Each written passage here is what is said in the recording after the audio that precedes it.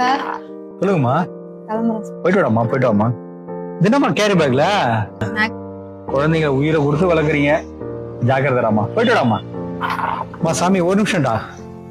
உங்களுக்கு ஒரு நுட்பமான ஒரு சின்ன செய்தி சொல்றேன், உள் வாங்கிக்கிங்களா? நம்ம எவ்வளவுதான் குழந்தைங்களுக்கு செலவு பண்ணி நம்ம வளர்த்தாலும் நாளைக்கு அந்த குழந்தைங்க வளர்ந்து வந்து நம்மளை பாதுகாக்காது. அதனுடைய குழந்தைங்களை தான் பாசத்துடன் பாதுகாக்கும். நம்மளை பார்த்து அந்த குழந்தை அப்படியே கற்றுக்குது. அப்ப நம்ம என்ன செய்யணும் அப்படின்னா, நமக்கு நம்மளுடைய முன்னோர்கள், அதாவது அப்பா இருக்கலாம், அம்மா இருக்கலாம், பெரியம்மா, சித்தப்பா, தாய் மாமா, யார் ஒன்னா இருக்கலாம், நம்ம பெரியவங்களை எந்த அளவுக்கு பாதுகாக்கிறோமோ அதை அந்த குழந்தை பார்க்கணும். பார்த்து வளர்ந்ததுன்னா அது பெரிய நானோடனே நமக்கு வயசானோடனே அந்த குழந்தை நம்மளை வந்து பார்த்துக்கும். இதுதான் உளவியல் சொல்லுது.